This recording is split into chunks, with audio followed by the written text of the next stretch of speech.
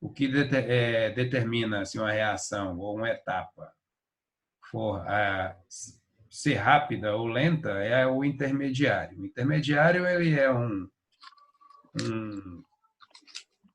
componente, né, um químico, que ele é altamente instável. Só que para formá-lo é necessário muita energia, tem uma energia de ativação elevada. E para decompô-lo, ele é bem rápido. Então, naquela etapa que tiver formação do intermediário de alta energia de ativação, vai ser caracterizada como a etapa mais lenta e, portanto, a determinante da reação. Aqui nessa reação aqui, ó, do H2NO, dando H2, dando N2 e H2O, Ô, professor, pois não? professor, a formação do intermediário, ela também só vai ser, a gente só vai saber experimentalmente, né? Não tem como saber ela de outra forma, não. Não, mas se você tiver o modelo, como ele está informando aqui para você, ó, ele não te falou quem é o intermediário, mas ele falou que tem duas etapas, uma lenta, uma etapa 1 e uma etapa 2. Né? O intermediário é aquele que é formado e decomposto, ok? Ele é formado e consumido na etapa seguinte. Né? Nesse caso aqui, ó, o intermediário é o N2O, que ele é formado na etapa 1 e consumido por completo na etapa 2. Ok? Mas não tem como você pegar uma reação química, né, sem saber o produto e controlar ela em termos cinéticos ou de concentração, não tem como você falar, essa vai ser uma reação elementar que vai ter um intermediário, etc., ou não, vai ser não elementar, que tem um intermediário, ou elementar. Só podemos afirmar isso fazendo testes experimentais, provando a mesma. Ok? Aqui, nesse caso, dessa reação aqui, ela já foi feita, não é? E o intermediário é o N2O, ok? Como foi mostrado, porque ele como está mostrando aqui, porque ele é formado e consumido posteriormente, ok?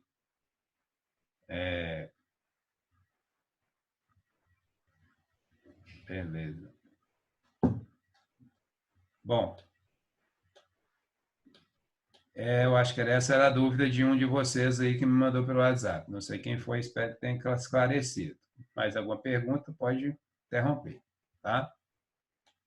Estávamos na lei de Arrhenius. Né? A lei de Arrhenius ela descreve como que uma reação química ela comporta-se com a temperatura. E na lei de velocidade, a temperatura, né, o comportamento da reação com a temperatura, ela é esclarecida na constante de velocidade, na velocidade específica.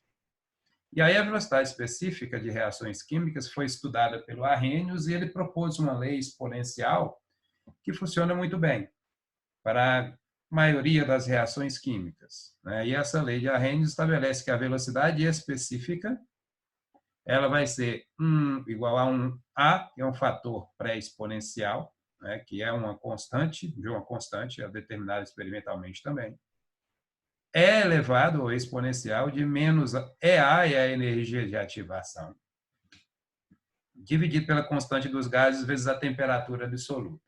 A energia de ativação, como eu falei para vocês, ela é a energia necessária para uma reação começar a ocorrer. É uma barreira energética. Para uma reação química ocorrer, ela tem que ter choques suficientes, né? Ou seja, uma superfície de contato suficiente, e também tem que ter energia suficiente para ela ocorrer. Essa energia mínima é a energia de ativação. Somente quando os choques ocorrerem e produzirem uma energia, né, para as moléculas, gerar uma energia para as moléculas superior à energia de ativação, é que as moléculas vão começar a reagir e formar os produtos. Ok? Bom, essa lei de Arrhenius ela é dada dessa forma ou também na forma linearizada. O Ln de K igual a Ln de A menos EA sobre R, né, dividido por T. Ou seja, você faz o Ln desse lado e o Ln desse lado. Né? Aí vai dar o Ln de A O ln de um exponencial é o que está dentro do exponencial, aí menos EA sobre RT. Uma outra forma também muito útil para a lei de Arrhenius linearizada é essa daqui. Ó. Não está no nosso livrinho, mas ela é muito interessante porque eu posso determinar a energia de ativação de uma reação química fazendo a medida das constantes de velocidade em duas temperaturas distintas. K1 é a constante de velocidade para a temperatura T1 da reação. K2 é a constante de velocidade para a temperatura T2 da mesma reação, em uma temperatura diferente, claro. Não é a direta e a inversa, não, tá? Aqui é uma reação direta apenas, com uma temperatura T1 e uma temperatura T2, fornecendo diferentes valores de constantes de velocidade, ou velocidade específica. Ou também taxa de reação. Né? A razão, o ln da razão da taxa de reação, ou o ln da razão da taxa das velocidades específicas, vai ser a energia de ativação dividida pela constante dos gases, 1 sobre T1 menos 1 sobre T2. São as temperaturas absolutas. Ok? Bom, aí nós temos alguns exemplos para ser feitos, né? Os exemplos da seção 2.2. Vamos colocar eles aqui. É 1.2, não? É 1.2, não é 2.2. Vamos ver aqui. Ó. A unidade 2 fala sobre estequiometria. Vamos ver aqui.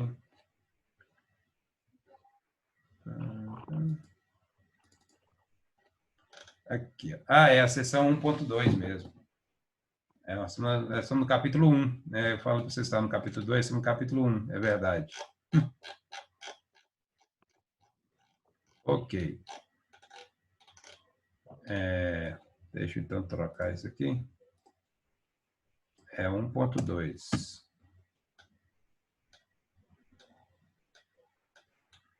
E aqui também é 1.2. 1.1.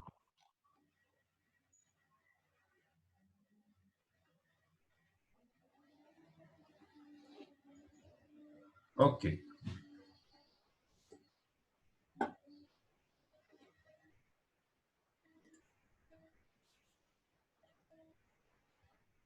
Aqui.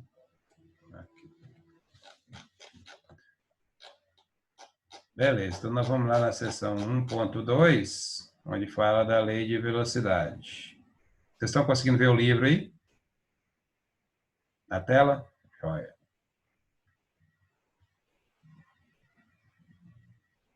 Ok, então nós temos aqui um primeiro exemplo, é a produção de amônia a partir do N2 e do H2, né, aqui na seção Sem Medo de Errar.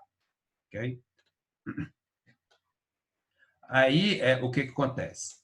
É uma reação gasosa, ambos gasosos, ele está pedindo para analisar analisar a reação em si, o reator a ser utilizado. E aí, como é uma reação gasosa, você tem que ter algumas válvulas controladoras de pressão. Né? E aqui a indústria passa por um problema que ele só tem uma válvula de controlar a pressão. Aí, em qual cilindro que eu devo colocar essa válvula controladora de pressão? No cilindro que tem N2 gasoso ou no cilindro com H2 gasoso? E aí isso vai depender da análise crítica ali da estequiometria e do volume gasoso, né, obviamente. Inicialmente é uma reação, provavelmente não se trata de uma reação elementar. Por quê? Aqui, pela própria estequiometria, é um caso típico, né? Por quê? Geralmente reações termomoleculares, né? Poucos casos são elementares. A maioria deles são não elementares. Já aquelas que são bimoleculares e monomoleculares podem ser elementar, assim como também não pode. Mas as termomoleculares, poucas termomoleculares são conhecidas, né? São elementares. Já aquelas que são acima de 3 moléculas, como essa aqui, são 4, a evidência é crítica, ela não é elementar. Ok? Então, por isso que o autor está falando aí, trata-se de uma reação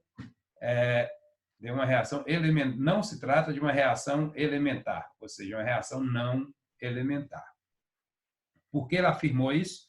Porque é uma reação que tem mais de 4 moléculas, né? E até com 3 dá para a gente prever, tentar, né, no caso, achar uma certa elementariedade. Caso contrário, não. Ok? Então, ele estabeleceu que trata-se de uma reação não elementar, né? E já que ela é uma reação não elementar, ela pode ser explicada por etapas elementares. Quantas etapas elementares vai depender, obviamente, da análise do intermediário, né? Aqui, no caso, nessa reação bem conhecida, ela é feita por 2 reações elementares, ou seja, 2 etapas elementares, né? Bom, portanto, ela é não elementar e a taxa de reação, ela, portanto, vai ser expressa assim, K, pressão do N2, pressão do H2 elevada a alfa e beta, onde alfa e beta não são iguais a 1 e a 3. No mínimo, um deles é diferente. Ok? Portanto, é uma representação genérica apenas. Mas uma coisa pode se afirmar. O que acontece? Como aqui a estequiometria do H2 é 3 vezes mais a estequiometria do N2, nós podemos afirmar com certeza que o beta é maior do que o alfa. Ok? Mas nós não tem como identificar aqui pela estequiometria se ele é ou não elementar. Ok? Mas, com certeza, podemos afirmar que o beta é maior do que o alfa. Se o beta é maior do que o alfa, a pressão do H2 ela tem uma influência maior no composto final do que a pressão do H2.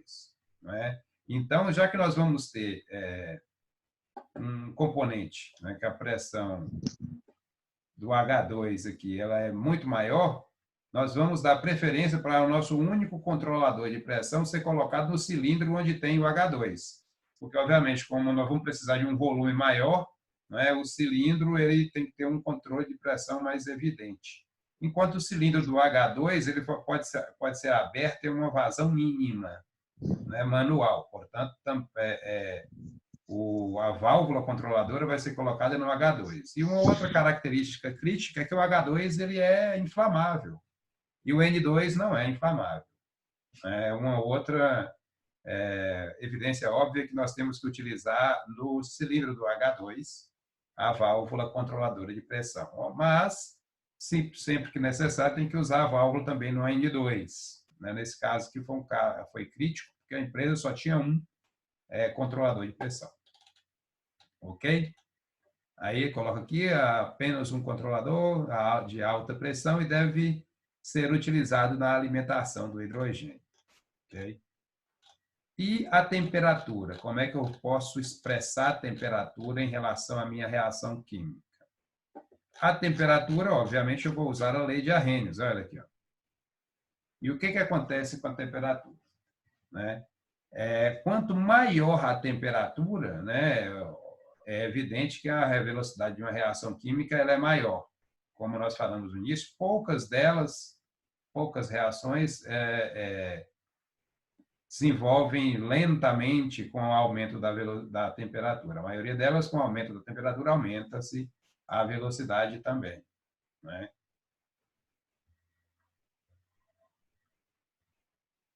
Ok. Vou, sim, fornecer o slide da aula. Tá? Assim que a gente terminar, eu posso lá no aula. Bom, o que acontece? Aqui, como a temperatura está no denominador, quanto maior a temperatura, menor é esse número aqui. Menos negativo é esse número. Elevado a um número negativo, quer dizer que ele está no denominador. Então, quanto mais negativo for esse número aqui, Quanto mais negativo for esse número aqui, menor vai ser o valor da velocidade específica. Quanto mais negativo for esse número aqui, portanto, menor vai ser a velocidade específica.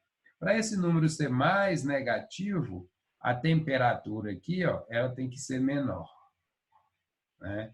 Então, um aumento na temperatura torna esse número, dentro de parênteses aqui, ó, menor. E aí nós temos 1 dividido por E elevado a um número pequeno, nós temos uma divisão de 1 por um número pequeno e, portanto, o valor de K é maior. Ok? Então, por isso que aumentando a temperatura, matematicamente, né, pela lei de Arrhenius, observamos que K aumenta. Por quê? Porque aumentando a temperatura, diminui esse número que está no denominador, e aí nós teremos uma divisão por um número menor, que vai dar um número maior para K. Ok? Então, essa temperatura, portanto, um aumento na temperatura favorece a reação química, a velocidade da reação química, matematicamente, por causa dessa explicação em termos de numerador e denominador. Tá?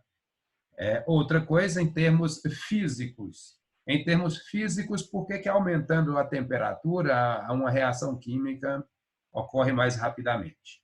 Aumentando a temperatura, nós fornecemos calor para as moléculas que constituem o sistema. Essas moléculas absorvem esse calor e esse calor ele é transformado em velocidade também. Ou seja, aumenta a energia interna dessas moléculas, elas agitam-se, movimentam-se com uma velocidade maior e aumenta a probabilidade dos choques entre as moléculas e, dessa forma, aumenta a velocidade da reação. Ok? Fisicamente. Aumenta as colisões chamadas efetivas. Colisões efetivas. Ok? Bom, e aí nós temos, por fim, aqui alguns exercícios nessa sessão, né?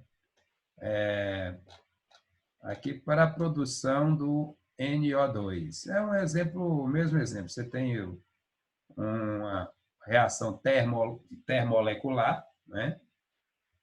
Do NO mais O2 produzindo NO2, e ele pede para analisar em termos de reação. Então, em termos de reação, ela é termomolecular. Essa reação, ele já informou aqui, ó, que ela é elementar, a reação ocorre em fase gasosa e sabe-se que é elementar. Se ela é elementar, como é que nós podemos expressar a lei de velocidade ou a taxa de reação? R, seja menos R de A ou R de R, vai ser igual a K, velocidade específica, vezes pressão do O2, do NO elevado a 2, vezes pressão do O2 elevado a 1. Está aqui, ó. Ou seja, ela é elementar, os coeficientes estequiométricos 2 e 1 são iguais aos expoentes da lei de velocidade 2 e 1. Ok? Portanto, elementar. Não é?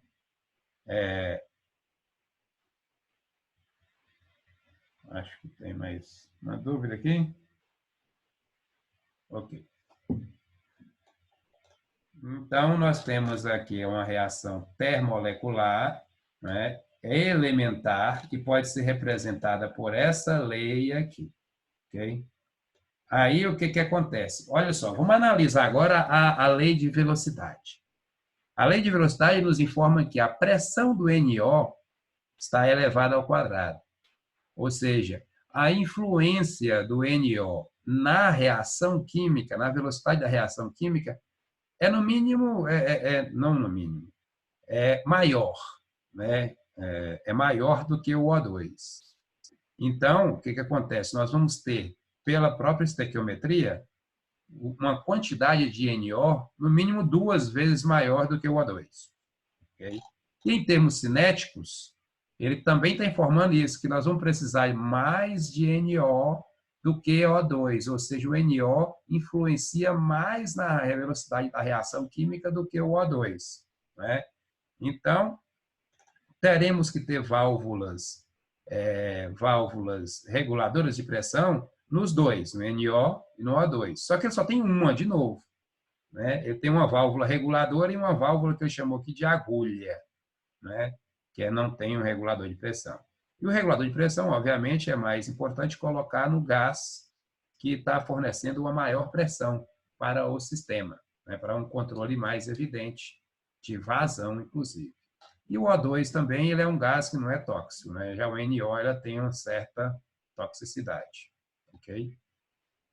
E como nós já afirmamos lá no caso do anterior, aumentando a temperatura, aumenta a velocidade específica, aumenta, portanto, a taxa de reação, aumentando a temperatura, temperaturas maiores, irão favorecer a formação de dióxido de nitrogênio, que é esse produto aqui, ok?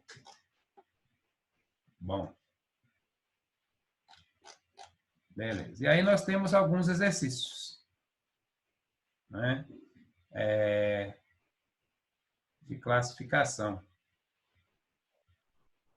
Temos aqui, ó, 2HBr, dando BR2 mais H2, A mais 2B dando C mais D, e C8H10 dando C6H6 mais C2H4. Né? O que acontece? Nós temos que classificar essas reações aqui, né? Em termos de molecularidade. Né? Então, essa primeira aqui tem 2 moléculas, essa daqui tem 3 moléculas e essa daqui tem uma só, tá? É uma molécula de C8H10, né, nos reagentes. Então, ela vai ser bimolecular, termolecular e monomolecular. E vai dar aqui qual? Ela acho que a letra C, né? Bimolecular, termolecular e monomolecular. Ok? Na 2 aqui, ó, para projetar reatores químicos é importante conhecer como as concentrações dos reagentes e a temperatura reacional afetam a velocidade de uma reação química. Para isso é necessário determinar a lei de velocidade de cada reação. A reação química, representada genericamente por 2A mais B, dando C, foi conduzida a 400 Kelvin, monitorando a velocidade da reação em função das concentrações de A e B, obteve a seguinte lei de velocidade. Ele obteve experimentalmente isso aqui, tá? Mediu as concentrações de A, mediu as concentrações de B, depois nós vamos aprender como é que faz isso, né? Com essas concentrações dá para achar a proporção, né? E ele identificou que a taxa de reação, R vai ser igual a 20 vezes Ca elevado a 1,2 vezes Cb elevado a 0,4.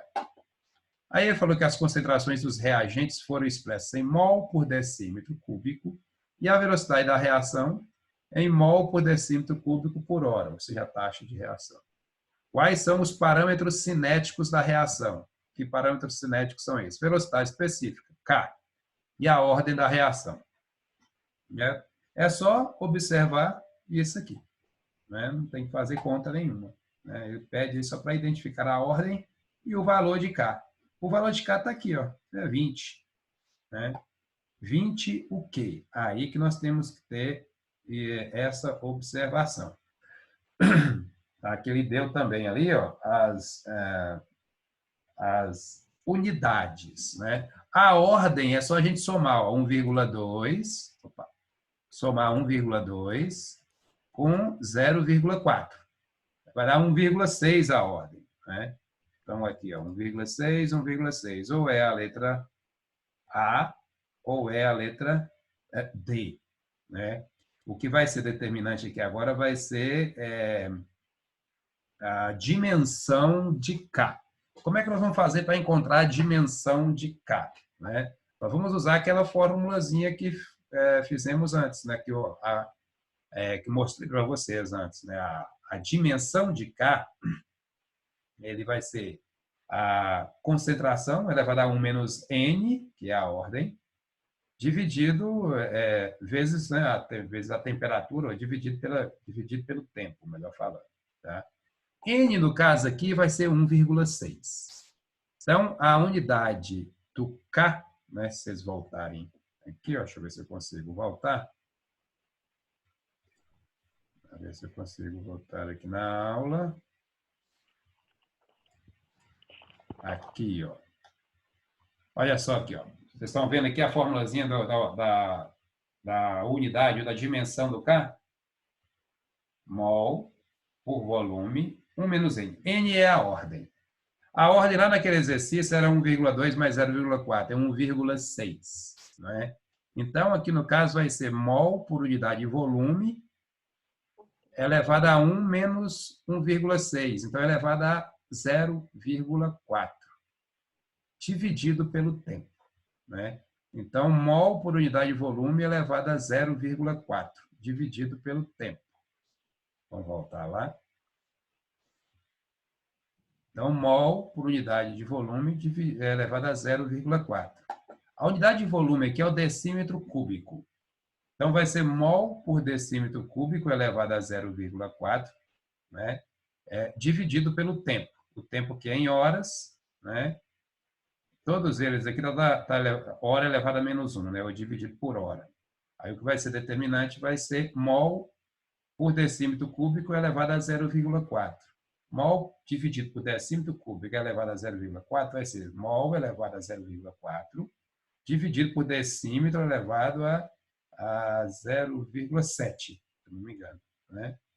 Ou, como ele deu aqui, ó, tem o contrário, né? Menos 0,4. Mol por decímetro por hora, cúbico por hora, não é. Mol por litro. Mol elevado a 0,6, está vendo?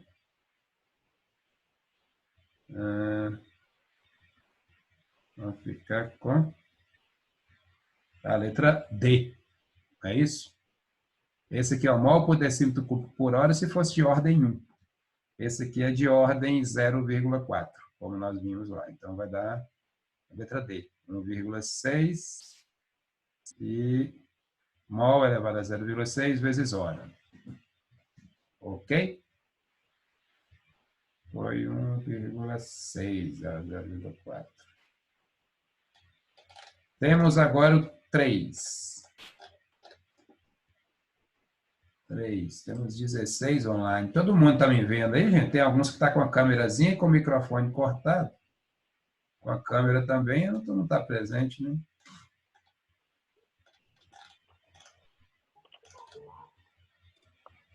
Daqui a pouco eu faço uma chamada aí. Vamos lá. Próximo exercício, olha só. 3. A velocidade da reação é função da temperatura e essa dependência é devidamente explicada pela equação de Arrhenius. Dependendo do fator de frequência A e da energia de ativação EA. Considere os dados a seguir. Você tem a equação de Arrhenius, né? Dada ali por K é igual a E elevado a menos EA dividido por RT. Ele deu aqui os valores de A, tá vendo? Os valores da constante fator de frequência. O fator de frequência A. E deu também aqui o valor de R. Aí a pergunta dele é o seguinte. Para qual dos seguintes valores da energia de ativação, EA, a velocidade da reação é mais sensível a variações de temperatura?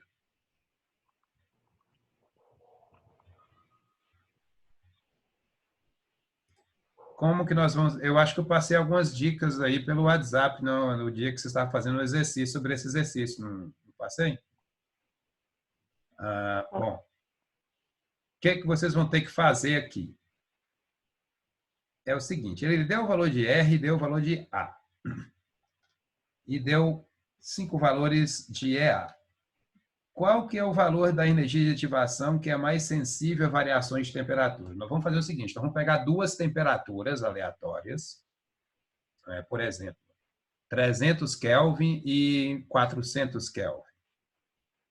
E vamos fazer o cálculo da variação do K, levando em consideração a energia de ativação de 80, depois a de 120, depois a de 40, de 60 e, por fim, a de 100. E aí nós vamos calcular a variação de K. O K que tiver uma maior variação vai tiver maior variação, vai estar relacionado com a maior energia de ativação. O que teve maior variação é o mais sensível, ou seja, é uma mesma diferença de temperatura proporcionou um aumento maior na velocidade específica. Quem tiver esse maior aumento na velocidade específica é que vai ser mais sensível. Então, o que vocês vão ter que fazer? Eu vou deixar, não sei se vocês conseguiram fazer esse exercício dessa forma, justificando, né, que eu pedi para justificar, mas o que vocês vão ter que fazer? Você tem que o valor de A, né? O valor de A é 1,5 minutos a menos 1. E aqui o EA, ele deu o valor de R. Ele não deu a temperatura, só que nós vamos escolher duas temperaturas. Então, nós vamos pegar uma temperatura de 300 Kelvin, substituir aqui onde tem T, 300 Kelvin, onde tem R, 1,987 cal por mol por Kelvin, e depois substituir 80, calcular o valor de K. Substituir 120, calcular o valor de K. Substituir 40, calcular o valor de K. Substituir 60, calcular o valor de K, e substituir 100, calcular o valor de K. Isso para 300 Kelvin. Depois, o que vocês vão fazer? Mesma coisa com 400 Kelvin. Aqui vai ser 400 Kelvin, no valor de T vai ser 400 Kelvin, o valor de R vai ser lá 1,987, né? E o valor de A vai ser cada um desses, e vocês vão calcular o novo valor de K para aquela temperatura de 400 Kelvin para cada uma dessas energias de ativação. Depois disso, vocês vão ter para cada energia de ativação, seja letra A, B, C, D ou E, dois valores de K. Né? E aí vocês vão fazer um K menos o outro e vai achar o valor absoluto. Entendeu? O que tiver maior variação vai ser o que é mais sensível àquela temperatura. Ok? Vocês querem tentar fazer isso aí?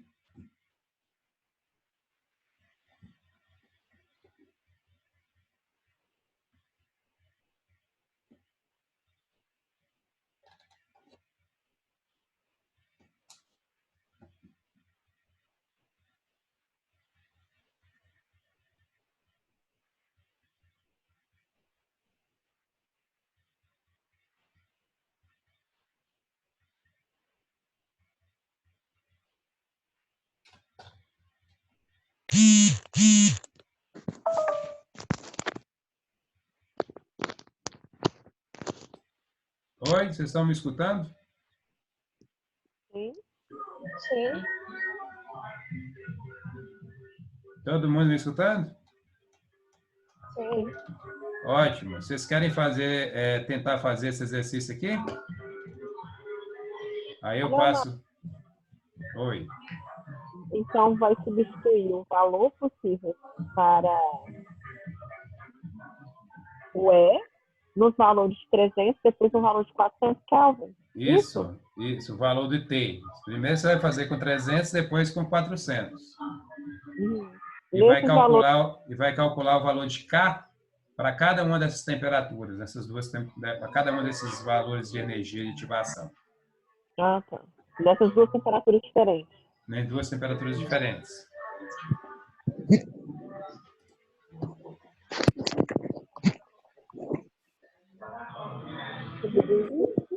Subduziram? Alguém está com com o microfone aberto.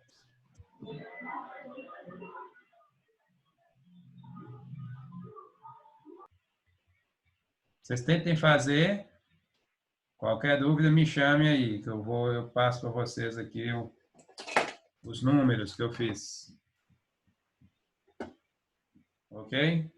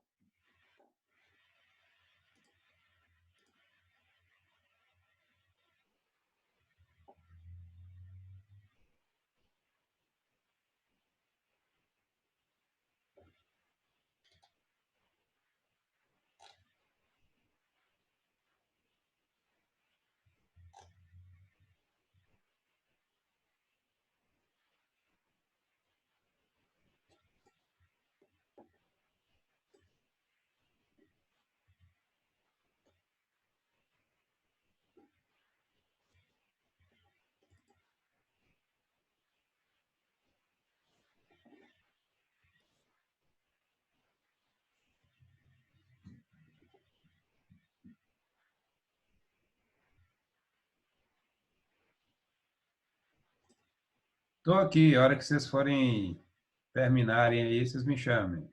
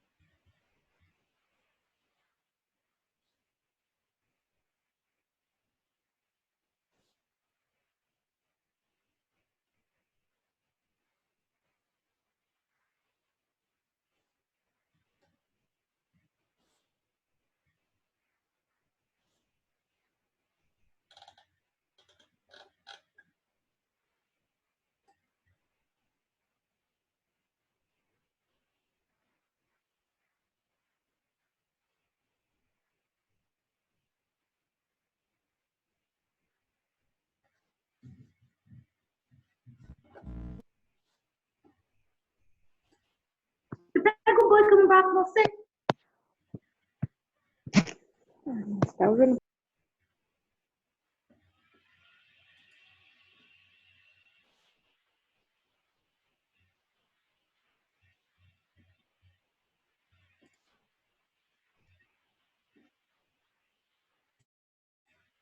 Oi, gente.